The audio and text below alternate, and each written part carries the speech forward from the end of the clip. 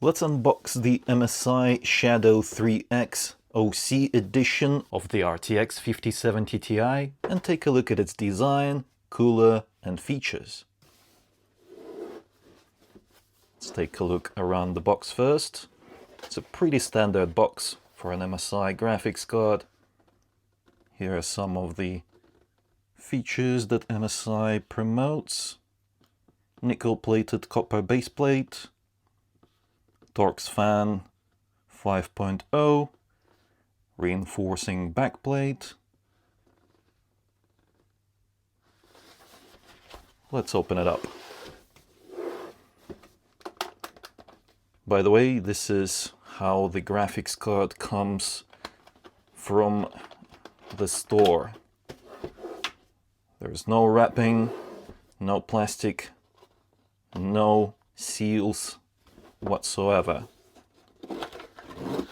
Just the box, the way you see it. This is always nice to see. Some padding to protect the graphics card during shipping. Ooh, we get some accessories. A GPU support stand. Let's open it up and take a look.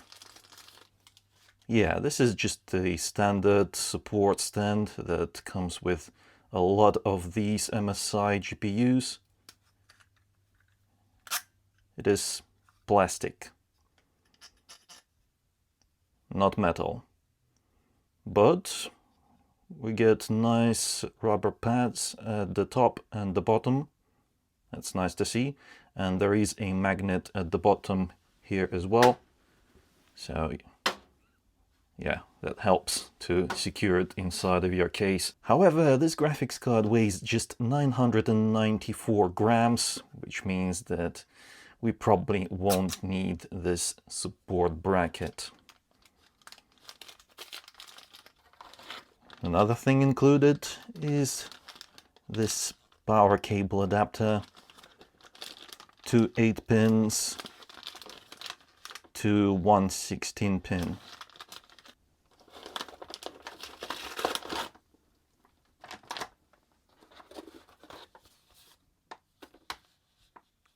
A quick start guide in multiple languages.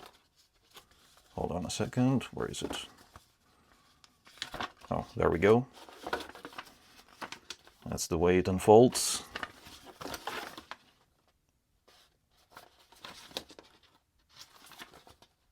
Pretty standard stuff.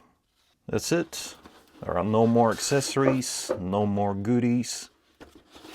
Pretty simple.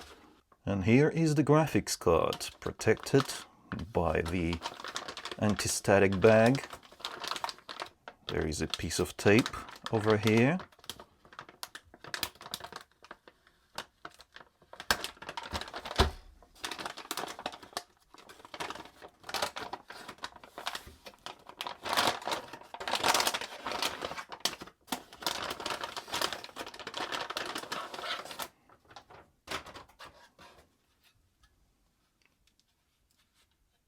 Check it out.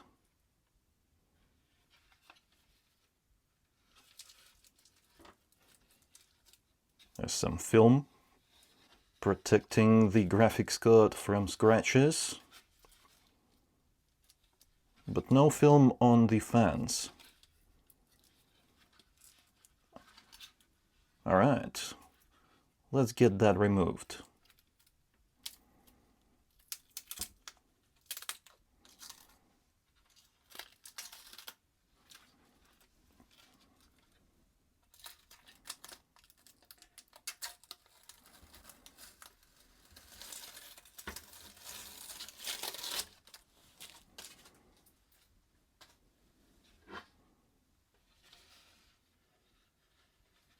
Oh, there's a pull tab for this one.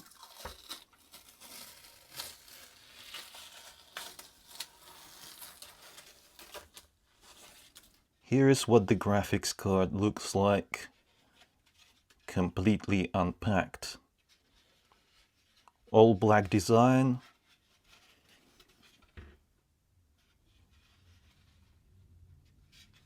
It looks okay, I guess. Considering the price, it's one of the cheapest options. Although what I don't like is the fact that this backplate is plastic. So it's not really providing any rigidity to the entire construction of this card. Neither does it help dissipate any heat that's building up between the PCB and the backplate, because plastic, yeah, it's not great at conducting heat, is it? The shroud is plastic as well. Oh, and power is delivered via the single 16-pin connector. MSI recommends you get at least a 750 watt power supply to pair with this graphics card. In terms of display connections, we get 3 DisplayPort 2.1 and 1 HDMI 2.1 for a total of 4 display connections. Let's measure its dimensions, shall we?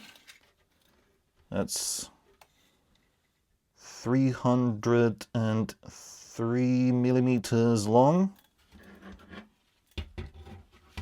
because this thing right here protrudes a little bit, adding to the total length. And in terms of heights, it should be 121. Yeah, it is 121 millimeters tall. It's actually not that tall by modern standards. And it is 2.5 slots thick. The PCB is very short. It ends right there. And MSI took this opportunity to create this massive cutout for air to pass through that is good for cooling. The heatsink looks okay. It has 3 large heat pipes that are piercing through the heatsink over here to the right, and also they come round and pierce through the heatsink on the left side as well, a little bit. You see that? That's one of the pipes.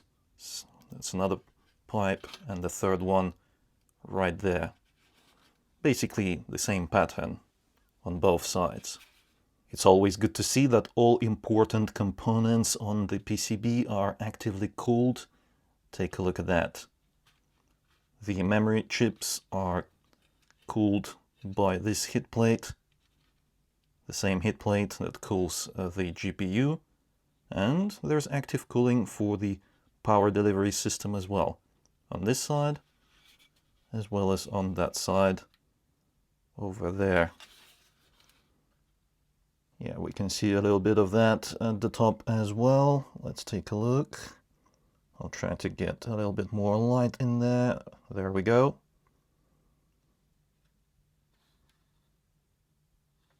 The cooler looks adequate for this kind of graphics card, but as always we'll find out in my full review, which will be published over on my main channel, linked in the description below. Make sure to subscribe to that channel if you don't want to miss it. Here is what it looks like inside of a PC. I would say a standard look. Doesn't look ugly, doesn't look like anything special, just normal. And there are no lights, no RGBs whatsoever. As for the GPU support, it is not needed. That's why I'm not using my built-in support. It's just not needed. There is no flex, the card is light enough, and the fact that the PCB is very short adds to the rigidity of the whole construction, because the only thing hanging over here is the heatsink, which is quite light.